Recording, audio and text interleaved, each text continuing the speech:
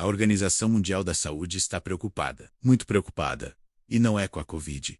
Não é com a gripe. E não é com nenhum dos vírus que estamos acostumados. É com um vírus que a maioria das pessoas nunca ouviu falar. Um vírus que mata entre 40% e 75% das pessoas infectadas. Um vírus que não tem vacina, não tem tratamento específico e que pode se tornar a próxima pandemia global. O nome dele é Nipah.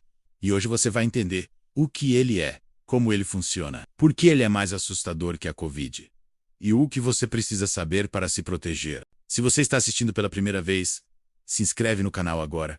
Esse é o Manual para Crises. Aqui a gente fala sobre preparação real, baseada em ciência, baseada em fatos, sem alarmismo, mas também sem minimizar riscos reais. Ativa o sininho, deixa o like. E vamos lá.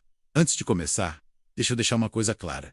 Esse vídeo não é para criar pânico. Não estamos em uma pandemia de Nipah agora, mas estamos em uma situação onde entender esse vírus é importante, porque o risco existe e preparação começa com informação. Então vamos começar pelo básico. O que é o vírus Nipah? O Nipah é um vírus da família Paramyxoviridae, a mesma família do vírus do sarampo e da cachumba, mas muito mais letal. Ele foi identificado pela primeira vez em 1998, na Malásia, em um vilarejo chamado Kampung Sungai Nipah, e por isso ganhou esse nome. E naquele primeiro surto, em 1998 e 1999, o vírus infectou 276 pessoas e matou 106. Isso é uma taxa de mortalidade de 38%. Para você ter uma ideia, a Covid-19 tem uma taxa de mortalidade média de 1% a 2%. Já o Nipah matou 38% logo no primeiro surto. E em surtos mais recentes, essa taxa chegou a 75%. 3 em cada 4 pessoas infectadas morreram. E o Nipah não é um vírus que ficou preso na Malásia. Ele apareceu em Bangladesh, na Índia, e tem surtos recorrentes desde 2001. Quase todo ano há casos novos na Índia, especialmente no estado de Kerala. A cada surto, a comunidade científica fica mais preocupada, porque esse vírus está mostrando os sinais de que pode se adaptar, pode se tornar mais transmissível e pode sair do controle. Agora vamos entender como esse vírus funciona, como ele se transmite e por que isso é um problema. O Nipah tem um reservatório natural, um hospedeiro, onde ele vive sem causar doença. E esse hospedeiro são os morcegos frutívoros, especialmente uma espécie chamada Pteropus, morcegos raposa. Esses morcegos são grandes, têm uma envergadura de até 1 metro e se alimentam de frutas. E esses morcegos carregam o vírus Nipah sem adoecer. O vírus vive neles de forma permanente. E eles eliminam o vírus na urina, na saliva e nas fezes. E quando esses morcegos comem frutas em árvores, eles contaminam as frutas com saliva, com urina, e quando um humano come essas frutas contaminadas, pode se infectar. E foi exatamente isso que aconteceu nos primeiros surtos. Pessoas comiam tâmaras frescas, mangas, outras frutas que os morcegos tinham mordido ou contaminado, e se infectavam. E tem um segundo caminho de transmissão, através de animais intermediários. O surto na Malásia em 1998 aconteceu porque o vírus passou dos morcegos para porcos. Os porcos se infectaram e começaram a transmitir o vírus entre eles. E os criadores de porcos, que tinham contato próximo com os animais doentes, se infectaram também. Então temos 2 caminhos até agora: morcego para humano direto, ou morcego para animal doméstico, e depois para humano. Mas aqui está o problema maior. O Nipah também se transmite de humano para humano. Isso é o que torna ele perigoso como potencial pandemia. Porque se um vírus só passa de animal para humano, você consegue controlar evitando o animal. Mas se ele passa de humano para humano, você tem transmissão comunitária, e isso pode se espalhar pelo mundo. E a transmissão entre humanos acontece através de fluidos corporais, saliva, secreções respiratórias, sangue, urina, e tem evidências, ainda não totalmente confirmadas, de que pode haver transmissão aérea, especialmente em ambientes fechados. E isso é preocupante, porque transmissão aérea é o que tornou a Covid tão difícil de controlar. Nos surtos em Bangladesh e na Índia, mais de 70% dos casos foram transmissões de humano para humano. Não foram mais transmissões diretas de morcegos. Foram pessoas infectando outras pessoas, cuidadores se infectando ao cuidar de doentes, familiares infectando-se dentro da própria casa, e profissionais de saúde se infectando em hospitais. E o período de incubação, que é o tempo entre a infecção e os primeiros sintomas, varia de 4 a 14 dias. E durante esse período, a pessoa pode estar transmitindo o vírus sem saber que está infectada, assim como aconteceu com a Covid. Agora vamos falar sobre os sintomas e sobre como a doença progride, porque entender isso é importante para reconhecer um possível caso. A infecção por Nipah tem 3 fases distintas. A primeira fase, que dura de 3 a 14 dias após a infecção, começa com sintomas que parecem uma gripe comum: febre alta, dor de cabeça intensa, dores musculares, dor de garganta, vômitos e tontura. E nessa fase, é muito difícil diferenciar de uma gripe normal, ou de dengue, ou de qualquer outra doença viral. Mas depois vem a segunda fase.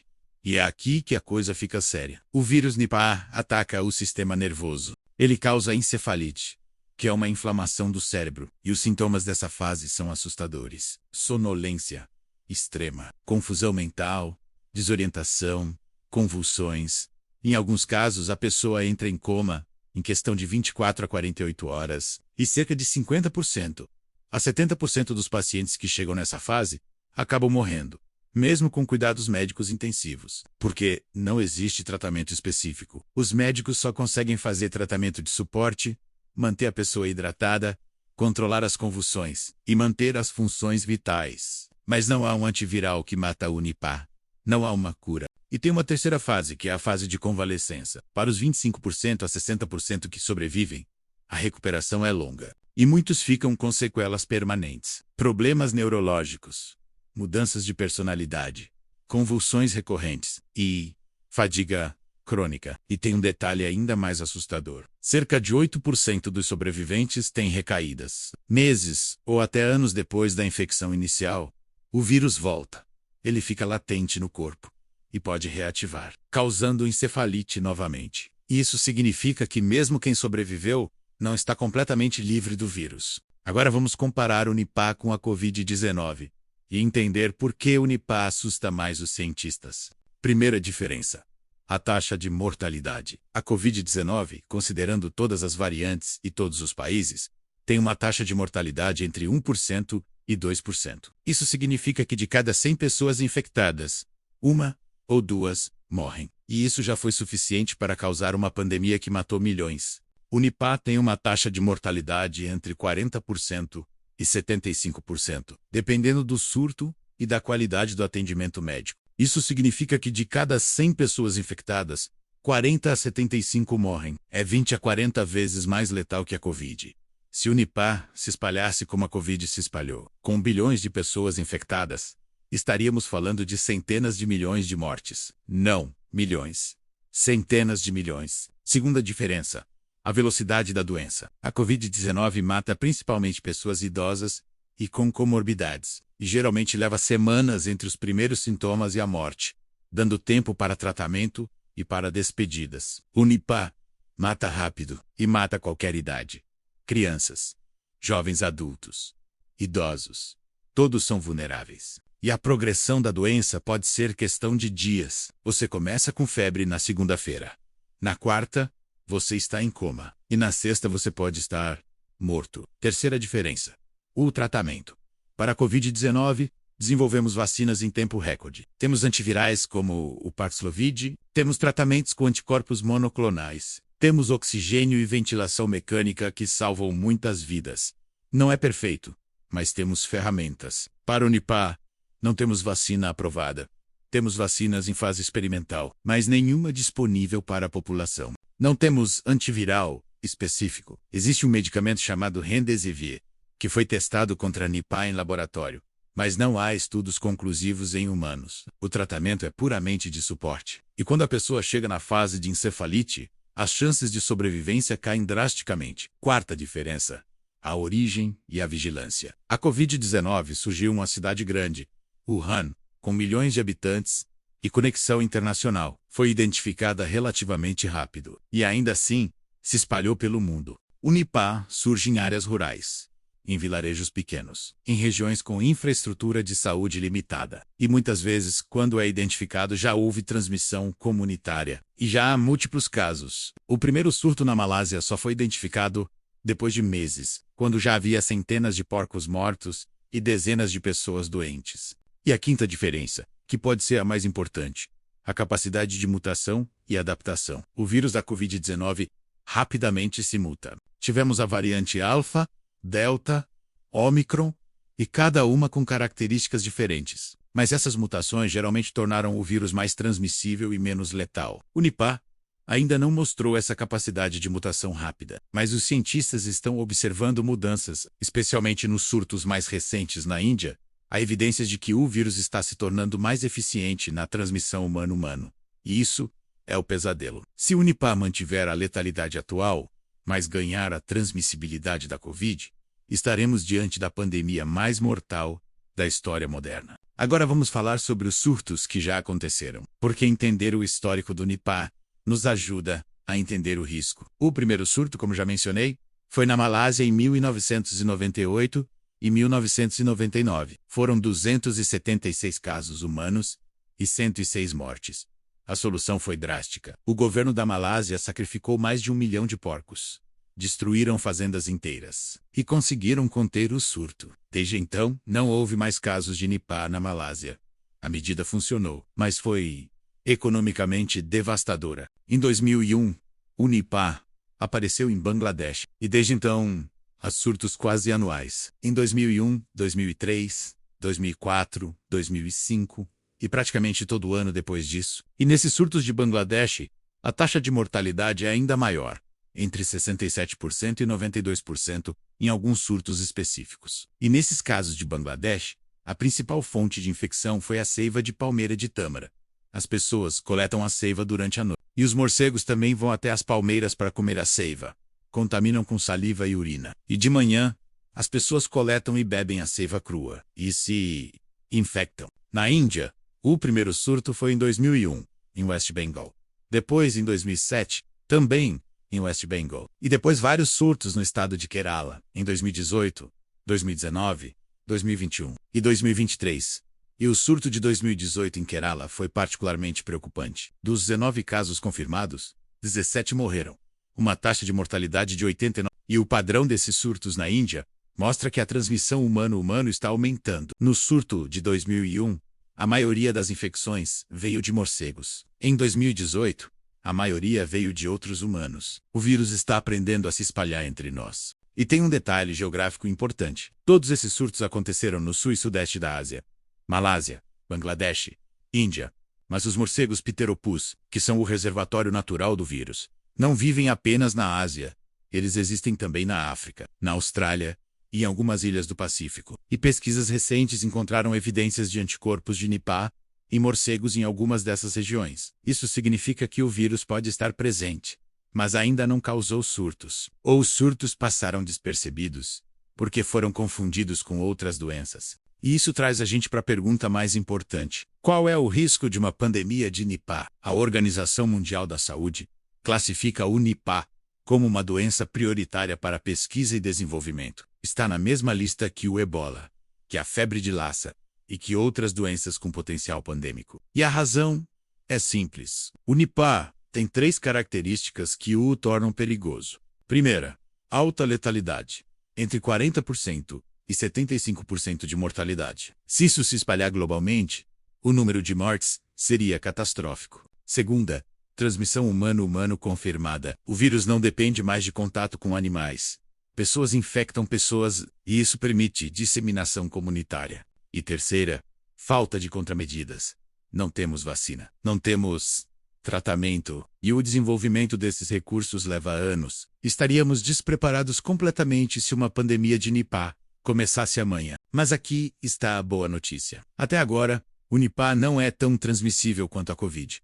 Para cada pessoa infectada com Nipah, ela geralmente infecta 1 ou 2 pessoas. O que chamamos de R0, ou número básico de reprodução, fica entre 1 e 2. Para comparação, a variante Ômicron da Covid tinha um R0 de 10 a 15. Cada pessoa infectava 10 a 15 outras.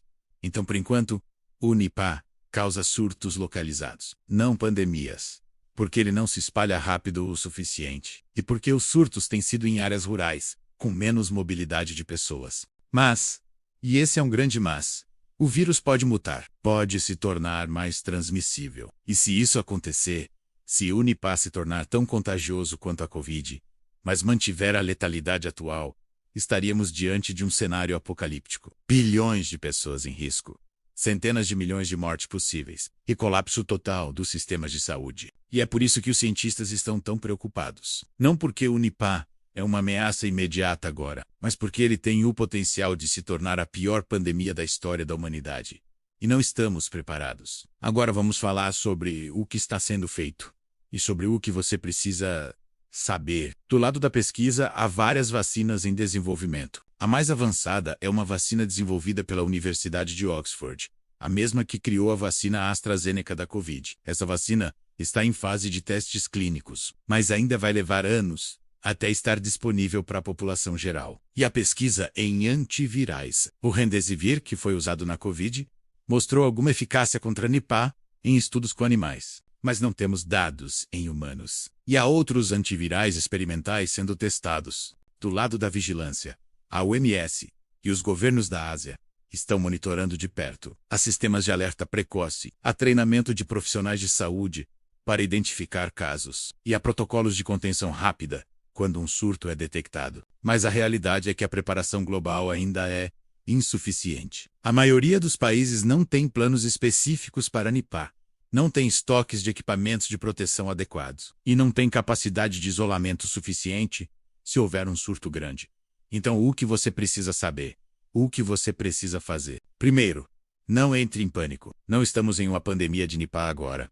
E pode ser que nunca estejamos. O vírus pode continuar causando apenas surtos localizados, como tem feito há 25 anos. Segundo, fique informado. Acompanhe as notícias da Organização Mundial de Saúde, do Ministério da Saúde, de fontes confiáveis. Se houver um surto de Nipah em algum lugar do mundo, você vai saber e vai ter tempo de se preparar. Terceiro, entenda os princípios de prevenção. Evitar frutas que possam ter sido contaminadas por morcegos. Cozinhar alimentos completamente. Evitar contato com pessoas doentes. Usar máscaras se houver casos na sua região.